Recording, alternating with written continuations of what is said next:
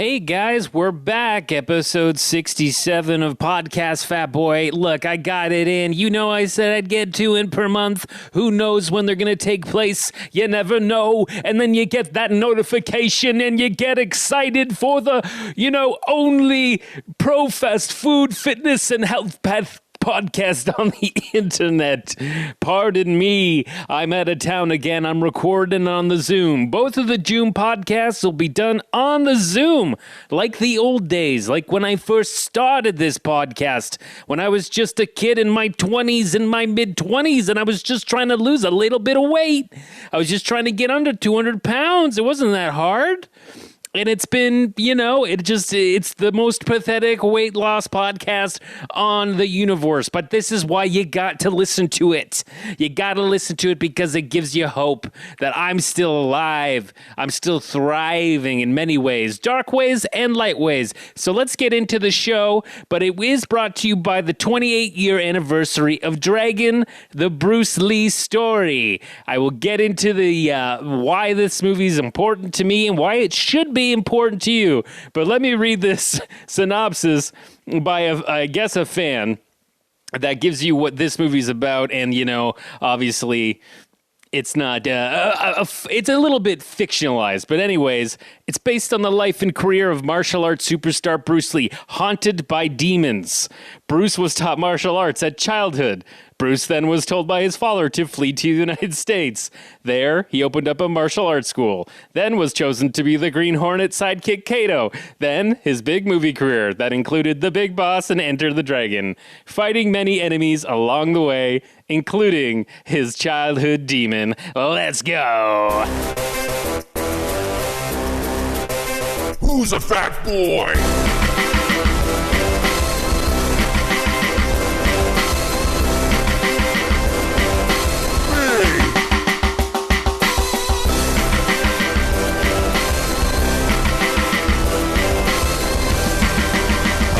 Fat boy. Okay, yeah, Dragon the Bruce Lee story. This movie was super important to me, okay? I was a big Bruce Lee fan when I was a young kid. This came out when I was 9, and I wanted to do Kung Fu. I thought that was, the spiritual way to live your life, to get through things. I think a lot of people are doing, like, more meditation and shit now. You know how everyone's got the Headspace app? Everyone's doing Transcendental. Anytime I hear a big actor on a podcast, it seems that they survive by doing meditation. But I thought that, Kung Fu was a form of meditation, but also turns you into a motherfucking weapon. A fucking lethal weapon. I wanted to be a lethal weapon that, I had to have restraint. It's like, I could kill you right now. I have a card in my wallet that says I'm a black belt, but I'm not going to. I'm just going to subdue you, maybe knock you out. I've got a lot of belts in my repertoire, so I can just pick a purple, give you a green belt kick, and, a yellow belt slap. You always want to finish with a yellow belt slap. Now, unfortunately, I did not ever get any of these belts. I took Kung Fu, and, I think I've talked about it on the pod before, but he was, I think, owed money to the mob or something, because I had a yellow stripe on my white belt for, God, 8 months, I'm going to say. And I was getting closer to get the yellow belt, but I've talked to other people that have done martial arts, and you're supposed to get that yellow belt within a couple of months. So it's like he was really juicing us for money. He was constantly coming into the studio with injuries. He said that he had broken his ribs. He was hit by a train, and he pushed the car off him. Like, why did we believe that? Well, like, we're a small town. It would have been all over the news, the local paper. He wouldn't have been able to escape that. He would have had to do press conferences. Kung Fu teacher hit by train, pushes car off him, breaks ribs in the... He has these bruises, though, from, the train wreck on his rib cage that look like, well, it just kind of looks like baseball bat bruising. I think I could see the imprint of whatever the bat was. I can't think of a bat fucking brand. Who knows? Louisville? It said Louisville on his side. I'm working this bit out. But yeah, I did not excel. But, this is the movie that I probably watched the most of the Bruce Lee variety. He wasn't even in it. He's been dead 20 years at this point. But I don't know what it was about it. I guess because it is kind of a fictionalized tale of his life. It was partially written by a biographer who did Bruce Lee, as well as his wife. His wife wrote a book, and I think a lot of the intimate stuff that happens between Linda Lee and Bruce Lee in the movie is probably very real. But she probably did want to change some stuff up, because I would. It's like I don't want people knowing like the full personal life. If we got to fictionalize it up a little bit, let's do it. Let's create this fucking demon that his dad had a dream about, and he's like, you got to get the fuck out of Hong Kong. There's a fucking demon, and I knew this demon was coming. And at one point he says, that's why I named you Sai Fong. And then, he pauses for the English audience and goes, a girl's name. So the demon wouldn't know he had a boy. Anyway, he does go over to the States, and this movie is important for one thing, and this is why you should watch it, because as a 9-year-old kid, it really was like the first thing that taught me about the racism that Asian people get, like what they feel and what they have to deal with in society. And in that movie, you kind of see the racism that he went through, from just coming over to the States as a young man, since he's been living in Hong Kong, and then also being Kato and how he had to wear a mask because they didn't want to show him as an Asian on TV, and he didn't get the show Kung Fu that starred David Carradine because the Asian thing again, and David Carradine was a white guy who kind of looked Asian, and they were like, ding, ding, ding, ding. So that was actually supposed to be for Bruce Lee. Bruce Lee was supposed to get the Kung Fu show, and it was given to David Carradine. And that's why he's just like, well, fuck this. I'm going to go back over to China and make all these sick Kung Fu movies, and then you guys are going to come groveling for me after that. And that's pretty much happened. But there was that taught me about the racism. There was like Linda Lee's mom has a role in the movie, and when she finds out she's with this Asian guy, she's just like, whoa, I don't want you to have yellow babies. And I was like, yellow babies? And I just like could not understand. It was like, what the fuck? Like, it's these moments where you have to learn about the racism that's swirling in the air around you. Yellow babies. I was like, Jesus, I'm just as racist as it fucking gets. And then the last thing I'll say, I know I'm going off about Dragon. I hope you watch it. Then we, write into the podcast@gmail.com. I still check the emails. You can talk about it. We can go back and forth on it. But the last thing is this memory I have. I've never seen Breakfast at Tiffany's, but I know there's a really racist character in it played by Mickey Rooney, who plays this like Japanese guy, I think. And he's just like full on like the teeth sticking out, and his name's Ping.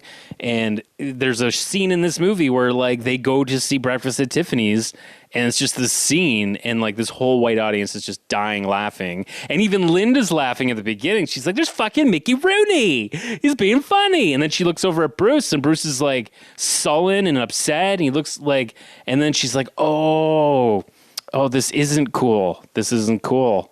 And she's like, let's get out of here. And they go and eat some Chinese food. I'm not even fucking kidding. So it's like, you got to watch it for that. Show it to your kids. It's going to teach them about racism because, we are a #StopAsianHate podcast. Okay. We are not about the Asian hate. We love the Asians. They're fantastic. And we have to stop being mean to them. Okay. White people, listen up, white people. Okay. White people. So anyway, I'm in Corbyville recording this one. I did the last episode in Magnetawan, which was, north at my wife's cottage. This one I'm at my mom's place in the coach house right now. A coach house is like an apartment above a garage, a detached garage. If you don't know what a coach house is, it's not like super fancy, but it is like its own little apartment. And, so I'm over here. I'm in Corbyville. I didn't realize Corbyville was like kind of like a ghost town. It was like if you're looking like on a map of ghost towns in Ontario, Corbyville would be on it, because it just kind of was this weird little town with like a distillery and a blacksmith, and then it went ghosty. It went all fucking ghosty on you, dead. So it's a weird little place. It's in Belleville. Technically, it's a hamlet of Belleville, but Belleville is like, 1/4 of it is below the 401, and that is like the hot zone of Belleville. That's where all the shit is.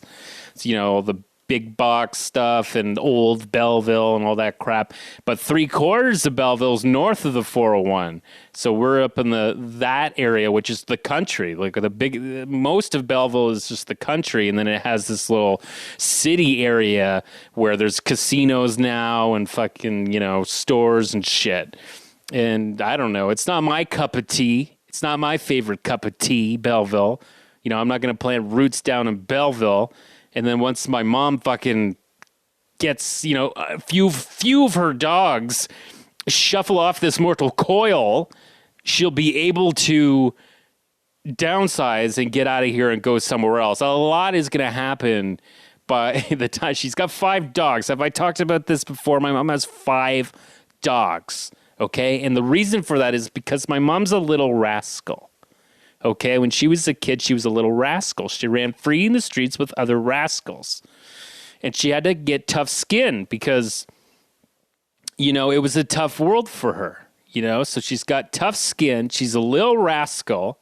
So what little rascals need when they grow up, they need a partner that's not a little rascal. Like you can't, Spanky and Darla don't make it, okay? Darla's got to go find some down-to-earth guy that's good with his money, and Spanky the same, Gotta have a lady or a man. I don't know what happens to Spanky when he gets older. One of those kids must have been gay.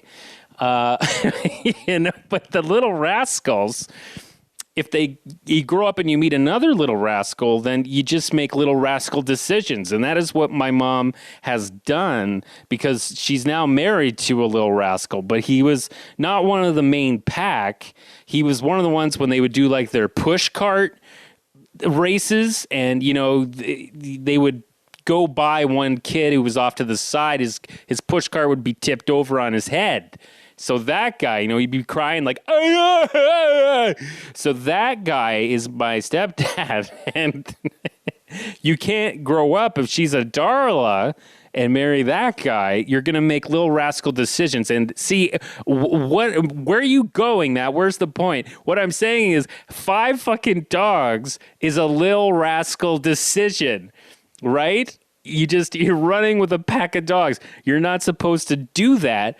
There's so many reasons why you shouldn't have 5 dogs if you're not like living on a farm. That is the only place that I can really see where it makes sense. Now, she does kind of have a big property here, and she does have like 2 different homes on her property. So legally it's fine. You have a bylaw, you're allowed 3 dogs. 3 dogs. That's pretty much everywhere in Ontario. And because there's the 2 properties, you can register 2 to the coach house, 3 to the other house, whatever. So the problem is that, when my last stepdad, I don't know if he was a little rascal, but he maybe hung out with the little rascals. But he was, domineering in bad ways, but in some ways he was good. In the sense that he would have never let my mom get 5 dogs. He wouldn't let her get a dog, because they were city people, and it just would have been too much. So she never had a dog with that guy. But then the new fucking little rascal comes in, and my mom like, I want a dog. And then he says, get 2. So she gets 2 dogs, and then they get another 2 dogs. And I'm like, well, why? You're too old to be making this commitment to all these dogs. So my biggest worry now, like someone was handed them their 5th dog on the street, was like, hey, it seems like you like a lot of dogs. Here's another dog. My worry is that when one of these dogs dies, they're going to get a new dog. And because the little rascal stepdad, he doesn't fucking think about the future or responsibility. He's not good with responsibility. He doesn't think of the fact that in 15 years, they'll be 80. So it's, you can't control those kids when they're running around outside lighting fires and whatever, you know? All I can do is just tell her, please listen to me. I really hope that I gotta I don't know what. I gotta have a therapist ready or something for when one of these dogs dies so that she can grieve properly and not buy another dog. So anyway, I'm here. Let's get to some goddamn birthdays. Everybody, here we go. Okay, not a lot of great ones today. We'll probably get through it real fast. I've already wasted a bunch of time. This is going to be a long pod. Who cares, right? You need some content. I'm giving you some damn content. But let's see. First, we've got Tobey Maguire is 46 years old. You know the Spider-Man. He's, let's say, the first Spider-Man of the 21st century. I think that makes sense. The 21st century, Tobey Maguire. And he's kissing upside down. He's just a little guy. And, he's not the Spider-Man guy anymore. There's better Spider-Mans now. There's better fucking Spider-Mans. But you're 46 today, so I want you to have a little bit of cake. Because you don't have to have that Spider-Man bod anymore. J.J. Abrams, that little fucking nerdy, dirty nerdy. He's 55. I don't know if he's dirty. I think he's fine. He's just a nerdy dirty. He's directing all kinds of nerdy stuff. And, he does some good stuff. But he's 55 now. And so is Chandler Riggs. Not 55. He's 22. You know Chandler Riggs from The Walking Dead? The kid that just wouldn't fucking die? Would not fucking die, that kid. How many times was he shot through the heart? Shot through the heart! A lot. He was really injured. He finally got bit by a zombie and died, which was nice. And, I watched the show till about season 8, and that was it for me, folks. Ed Westwick is 34. I'm told I kind of look like him a little bit. That's a compliment. He's quite like a chiseled young man. 34, I'm 36, obviously. Same thing. Could play his brother in a Gossip Girl spinoff or something. Okay, here that's coming. Maybe you want me to come in. Chase Crawford loves me. Fucking loves me. Don't worry about it. Sistine Rose Stallone. Yeah, you know who that is. That's Sly Stallone's daughter. She's 23. She's a very pretty young woman. But she does have a bit of that Sylvester Stallone in her, It's like you can't have an iconic dad like that and have, any person that dates her be like, That's Sylvester Stallone. I've got one, set story about Stallone. A crew guy told me that he was shooting something here and he was mic'd up and he forgot to turn his mic off and he went into some room with a girl and was having sex with her and people were just like, let's just let having sex on the sound of the mic. Be like, oh yeah,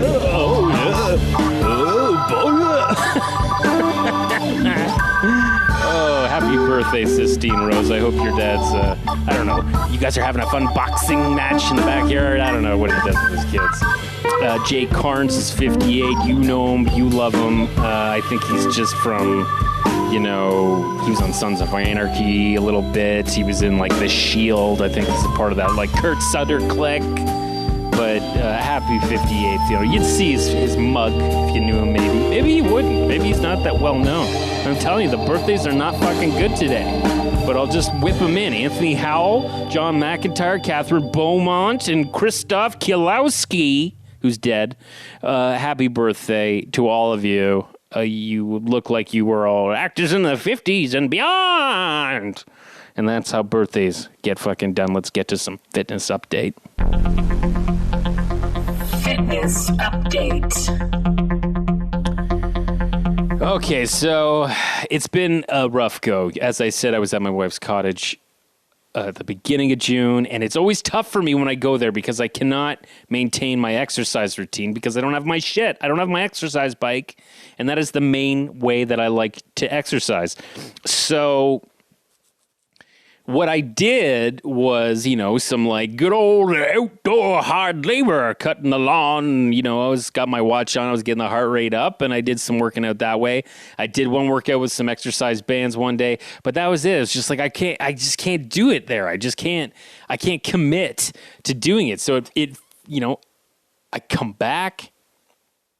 I fall off with the exercise a little bit, and it takes me a while to get back into the motion of it. But so I think today I'm going to get back on the bike. I biked here. My mom's got a bike here, so I do a little 30-minute on it. And I think it'd be 4 days this week I worked out. So I'm like getting back into that mode of working out 3-4 times a week, because I was really, it does make me feel like shit, even just mentally when I'm not doing it. I'm not touching the scale. I'm not looking at the scale right now because I know it's just going to upset me. It's just going to upset me too much. I think I'm just eating too much shit. I'm eating too much processed food. Especially when I work out, I just get so, ravenous for food when I'm done. And then you in 1 or 2 bites, all the calories that you just burned are fucking back on. So, the good thing about the bike is I'm working on my cardio health.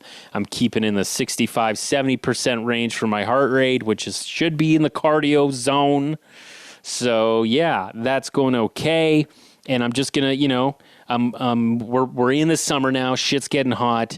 I don't like to work outside. It's gonna be a muggy, humid, hot, and wet summer. Apparently, I think it's gonna be hell. It's gonna be absolutely hell, and ACs will be cranked, and we're just gonna be fucked. So let's move on to some health news. Health news.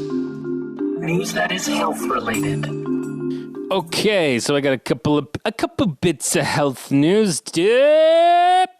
Let's talk about first the vaccine stuff, because we are a health podcast. We're 100% supportive of the fast food industry. Now, there's not many podcasts in this business that do that. I'm one of the few. Okay, I do like to have some fast food, and I do get joy when I hear that the vegan world has seeped its way into the fast food market, because I think it's, you're eating garbage. Why not make it a little bit healthier? Why not take the cholesterol out of it?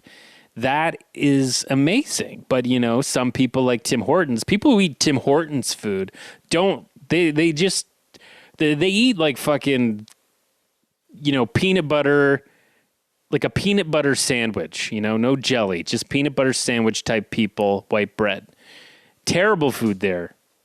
Absolutely fucking terrible. But there's other places that have, the Whopper has got the Impossible Burger now, Burgers Priest. You've got the A&W are still rocking strong with the Beyond Meat burgers. They're super good. It's too bad that it fell off, because they went all in Tim Hortons. They're just like, holy shit, look at these burgers. You can't even tell the difference. And then 6 months later, it's like, yeah, looks like the people that come to Tim Hortons don't really want to eat this shit. Give me my BLT on a stale bun, please. Anyway, got a bit off what I was going to say, but the vaccine hesitancy stuff, it's kind of wishy-washy right now. Now they're saying we can mix them. I understand it, too. Like, I feel weird about mixing the vaccines. And they're like, well, it's just brand names. It's no big deal. But it's like, well, if you look at the ingredients of both of these vaccines, they're just different. There's a lot of different shit in them. Brand is one thing, but I just want to make sure that all these fucking chemicals you're pumping into me are going to be effective with the ones I already have. If they're slightly different or whatnot. And the problem is they have such a bad way of explaining all this stuff. I'm sure it's totally fine. I'm sure it's effective. There's studies apparently coming out now that say it's more effective, that your efficacy goes up even more if you're mixing. But they're just not doing a well enough job of being trying to be listen to us. It's fine. Trust us. It's fine. It seems like that's all they're doing. But they're not answering the questions that people are building conspiracies on. That's what they should be doing. They should quash that shit. But they're not good. They all need to be fired after this. They all need to resign, and we need to start afresh. I just hate all of them. So anyway, I don't know. I'm thinking about it seems like it's impossible to get an appointment now for my second one, now that's fully opened up. Fucking dad is on me to book him in, and I'm like, man, I'm trying to book myself in, motherfucker. You boomers have had it good enough. How much fucking more catering do we have to do to the fucking baby boomers? Anybody else fucking sick of doing that shit? I want my dad to get the shot, but what the fuck?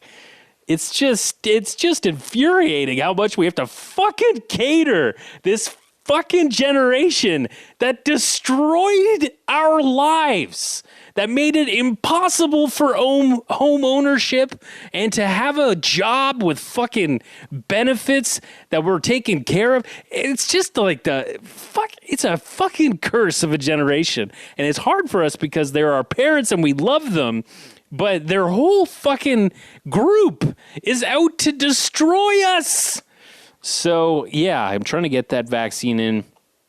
There's a lot of, big names coming out with vaccine hesitancy, like Eric Clapton. Eric Clapton is coming out saying he got all fucked up. He can't play guitar the same now after he got his second shot. He's, he doesn't trust it or what he's put into his body. Eric fucking, are you fucking kidding me? Eric Clapton is going to be the poster boy for this shit. Should Eric Clapton be the poster boy for child safety and fucking needle needle safety? The guy was a fucking heroin junkie for 20 years. You don't think that he pulled some heroin out of some hobo's ass when he was addicted to heroin and shot it into his veins without even thinking? When you're hooked on that shit for 20 years? Like, give me a fucking break. You're worried about the fucking vaccine and you're fucking... I think maybe there might be a couple other reasons that you got some arthritis in your fucking hands or something. Other than the fact that you're in your 70s now, it's bound to happen. You're not going to shred like it's fucking Woodstock anymore. And then you have you're worried about kids and the safety of kids? I don't know. If you know Eric Clapton's story, not always safety number one for the children. He wrote a song about it, darling. So, yeah, I know. I see why there's the hesitancy. I get it. I think you should be allowed to talk about it and not think you're a fucking moron for asking questions. But overall, it's working. It's working. The cases are going down because of the vaccine. If it weren't for the vaccine, it'd be a fucking nightmare. It would still be getting higher and higher. And we've got these fucking Delta Plus, and we got Alpha, Beta, Gamma Plus, all these fucking variants. They're going to fucking apparently wreak some havoc again in the fall because you know what's coming. Kids are going to go back to school, and that shit's just going to spread and spread and spread. So look, this is Matt Duncan, Pro Fast Food Podcast. What I'm trying to say to you is you're probably going to get COVID. Even if you're double vaxxed, you're going to get it because I just think it's going to be, everything's opening up. People aren't being safe anymore. Some people have little rascals for parents. So this gives you a better chance of just being a bit sick with having the two vaccines. Because apparently in the States, it's like 0% of people that are vaccinated are dying now. It's all people that aren't vaccinated. So please get your fucking selfish head out of your ass. And if you think it's a risk, take it for the race. Okay? Get the fucking shot. Just get the fucking shot. Or stay inside for fucking ever. Moving on. Excuse me. I've GERD. The last thing I'll talk about in the health news. I'm always worried about caffeine, Some days I drink more coffee than I think I should. I try to pour a standard cup, an 8-ounce cup into the mugs that you have. Because look, folks, the mugs that we have aren't a cup of coffee. They're at least a cup and a half. My mom, the LR, she's got mugs that are I'm going to say 2.5 to 3 cups of coffee. She made me a cup of coffee after dinner last night, and thank God I don't have a reaction to caffeine where it keeps me up all night, because it was a 3-cupper for sure. It was just like a fucking giant. It's like Andre the Giant's espresso cup. I know the comparison is maybe a little hard to fathom, but it was a big cup. Okay, so anyway, I've talked about this before. I'm anti energy drinks. I've just never really been into them. I've never been a Red Bull guy. I've never been a 5-hour energy guy. I've never been a Monster guy. I just think they all taste like shit. Like I don't know how people think that they taste good. They taste like carbonated cough syrup or something. They just taste fucked up. But people, are reliant on them to drink. And those like Jaeger bombs, which are Red Bull and vodka or something like that, and it's like a drink you can get at the bar. And I read stories of like young people having heart attacks and shit because they drink too many of them. So I've just always been fearful of energy drinks. I just think that anytime you're racing your heart without exercising, it's not a good thing for your heart, unless you're a fucking hummingbird. But they're doing exercises, for Christ's sake. Their fucking wings are flapping like 400 times a second. They deserve to have a heart rate of 190. So I found this article, and like it kind of links to this like caffeine calculator, so that you can like put in, you can choose what you're drinking and what your weight is, and then it'll tell you like, well, this is the safe. I don't know how accurate this thing is, but they've done some math on it. That like for someone, like I'll just give you some stats. For instance, like if you're thinking like, oh, how much is too much? How much would I like have a heart attack with and die from caffeine? And so like a person that weighs 115 pounds, okay, that's a person that's like 100 pounds less than me. This is what they could withstand before they had a heart attack. They could probably have about 48 cups of coffee. This is in a day. 101.9 ounce shots of espresso, so not combined, obviously. These are just, giving you the stats. 98 Red Bulls, 49 cans of Monster Energy drink, 39 bottles of regular 5-hour energy, 313 8-ounce cups of green tea.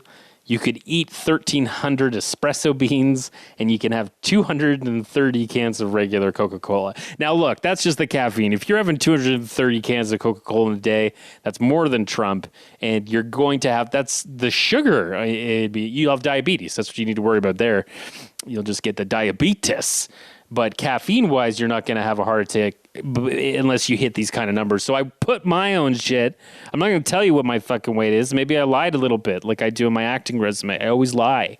I always put myself a little bit lighter, even though I keep my sizing the same. But none of your fucking business how fucking heavy I am, you fucking losers. So I put my thing in, and it said that a lethal dosage of coffee for me would be 94 cups. If I drink 94 cups of coffee, if I want to kill myself in a original way from all the fun ways people do it, maybe I'll just drink 95 cups of coffee in one day. But I'll probably like pass out and convulse even before I have the heart attack. I'd say around 20 cups. I'll probably start puking and shitting violently, and I won't be able to keep it up. So yeah, a safe amount. I can have 4 cups a day, which is definitely something that I keep under. You can go to caffeineinformer.com if you want to put your weight in and choose your beverage and see how much coffee is too much coffee for you. So for me, 4 cups. Obviously, if you're lighter, probably going to be a lot less. Because you got the little hummingbird hearts. Let's get to some other shit.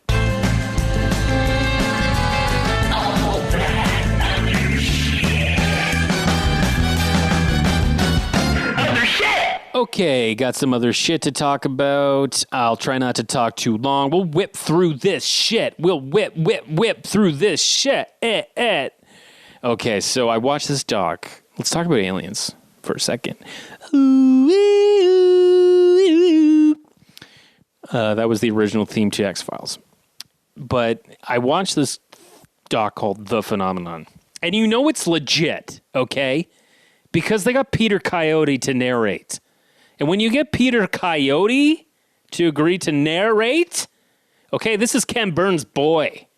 You don't learn about the fucking Vietnam War. You don't learn about the Civil War without fucking Peter Coyote narrating those things. So he narrated this. And he obviously did it because it's not just like people in their backyard being like, I saw these lights in the sky and then I was abducted. Doesn't talk about any abductions. It's just like It's mainly about the government reports that were released. And there's a lot of government workers, like people in the army that worked at missile silos, and it's all of them giving their testimony to what they saw. And it seems real fucked up. And what's more fucked up is that they all seem to have seen these sightings around missile silos where they house nuclear warheads, which is just terrifying. And so there's been these... It talks about these sightings from the Army's perspective and just how they can't, they've got astronauts on it. They've got fucking fighter pilots talking about what they've seen. So it seems legit and nobody cares, which is the best part. Nobody cares that there's actual aliens that are visiting the Earth from whatever part of the fucking galaxy. I don't know, but nobody gives a shit because they haven't done anything. And I literally think that if there are these aliens and they're not just actors in these really cool new ships, they just can probably stick their fingers into the soil and they can feel the Earth dying. So it's like, why am I going to go to war with whatever this parasite with eyes walking around is, like they could probably feel exactly when it's going to take its last breath. So they're just waiting. They're waiting it out, but then they're going to have to clear up all kinds of shit. They just don't I hope aliens, if you're listening to the podcast, if this is being broadcast and it's being like fucking, this is being shot because it's hitting satellites, obviously it's bouncing all over the world. We've got listeners all over the fucking world for Podcast Fat Boy. So this shit is probably, bouncing off fucking satellites into space. Now, if you can hear me out there, if you're like a fucking alien with an ass on your head or whatever, you're shitting out of your forehead, you're listening to my podcast, just know that you're going to have a real good cleanup protocol for this planet because it's going to be a lot, okay? Like when the humans die, there's going to be nobody to, maintain the nuclear power plants and stuff. So there's going to be meltdowns. It'll just be one radioactive planet. So you got to figure out, use your technology that you can fly saucers fast. That's cool. But you're going to have to figure out how to clean this shit up. Because it's going to be a fucking mess. There's just going to be a nasty, nasty fucking mess. And they might just be like, fuck it. Let's just keep going. Fuck it. That's what I think. So if you're listening, I'm just saying be prepared. Just be prepared. And in the doc, it's just interesting to see there's the closest sighting that's been reported that was legit was this school in Zimbabwe, and all these kids saw a flying saucer and they fucking, it kind of went down in a field nearby at the school and all these kids fucking ran at it. And they all gave testimony, these young kids, that they saw an alien standing outside the thing when it landed. And it was just looking at them, and it looked like, all the kids were drawing what it looked like, and it was like a classic fucking alien workshop, like the fucking skateboard alien that I was called when I was a kid when I shaved my head because my eyes are a little bit tilted. And when I shave my head and I've got pursed lips, I look like an alien. So people called me Alien Workshop. Anyway, these kids fucking apparently saw this alien, and it didn't talk. It just was looking at them, and then they started to get these they all gave testimony about these weird feelings they were getting about technology, and it just seems weird. They were saying the aliens were in telepathy, saying technology's bad. Don't get the iPhone, kids. It's coming out in a couple of years. Don't get the fucking iPhone. It's not good. But yeah, that's apparently what they said. And I just don't think all these kids are getting together. They're scared shitless, and then showing them 25 years later, and they're talking about it, and they're it's still real to them. I just don't think that's a lie you would keep up. I think that I'd be I was just a kid fucking, having fun and doing what everyone else was doing, but they didn't do that. So it's just fucked up. And then you hear everything else. Check it out. The Phenomenon. Peter fucking Coyote, people. Peter fucking Coyote. Serious shit. Interesting thing to watch. Also just hilarious that, of course humans... Of course this race is the one that has learned so much about the universe. We've learned so much.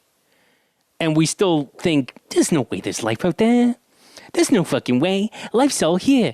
Like it's like it's the same thing of thinking that the fucking sun revolves around us, or the Earth's fucking flat and shit like that. It's just like it's the same fucking mentality. Of course, there's life out there, but why is it so fucking advanced? And why don't they do nothing? Because they touch the ground. Go, it's stinky here.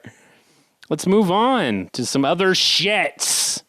Just don't forget the segment is shits. Other shit. So if you don't agree with me, if you think I'm crazy, well, too bad. This is the shit pile. Welcome to the shits. I've got a new business idea. I want to float it here first, and I sort of fucking got it. If I see it anywhere, if I fucking see it anywhere, I'm going to fucking lose my mind. I'm taking you to court. But let's talk about it here real quick. Now, we know that the majority of homes and condos in Canada are so inflated in price because of something called money laundering. And it's a great way for criminals to clean their money. And what they do, there's a couple of ways. One very popular way on the West Coast is they bring their illegal money into the country, they go to casinos, they lose a couple hands, and then they cash the chips out with that money, and then look at that. You've got clean money that's gone through a casino. That's a huge way that they do it in Vancouver. There's many other ways. Obviously, can take a little finagling, but there's a lot of banks that they turn a blind eye where that money's coming in, and you can get a mortgage. You can buy a house, get the money through there. So that's what happens. And that's why and this is the problem in Toronto now, and it's going to get worse, is that there's a lot of empty condos that are owned, right? Because they're just bought as property and they don't rent them because they don't fucking have to. They're rich criminals. So there's a lot of lights off, not a lot of life in these condos, and it's only going to get worse, okay? Because it's the only way with these prices how things are going to get sold. So my business, and this is what I want to do. Thank you very much. Thank you very much. Is I'm going to do like a Home Alone decoy service. So these money launderers that are buying condos, you want to make it look like life is going on. Remember Home Alone? He had the fucking Michael Jordan thing on the choo-choo train. He had the mannequins on the ropes. He was kind of fucking directing it himself, pulling on the ropes. Looks like they're waving and dancing and everything else. That's the business I'm going to do. I'm going to talk to some mannequin manufacturers. I'm going to talk to some cutout manufacturers for celebrities, whatnot. Could be Justin Bieber cutout, whatever you want. There'll be lots of options, and I'll come up with a way so that, no, you don't have to have somebody there pulling on the strings, moving all the parts, making them wave. There'll be, it'll be like robotic in nature, and it'll look good. Like it's not going to look hacky. It's not going to be like, just driving by. I'm going to say you'd have to be looking for 2 hours at the silhouette to know that it was fake. That's when it'll probably repeat after 2 hours. And that's pretty good. Like there's going to be like a silhouette. He's scratching his ass. He's jerking off. He's making eggs. He's sipping coffee. He's, turning on the Netflix. We can have a thing like that. We can have like a fake Netflix looking shimmer.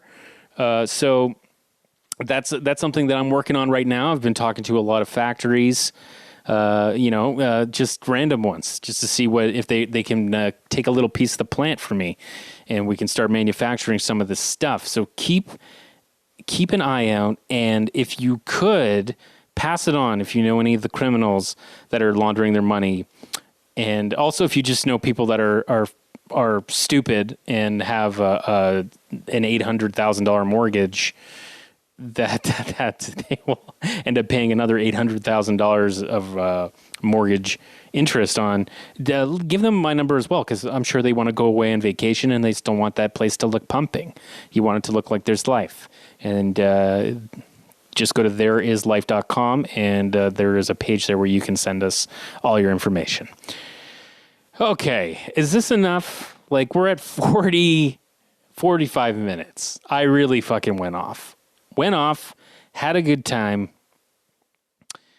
I think this has been a good one. 67, 1967, last time the Leafs won the cup. It was tough. It was a hard month seeing the Montreal Canadiens, who are now in the Stanley Cup final. It's hard to see it.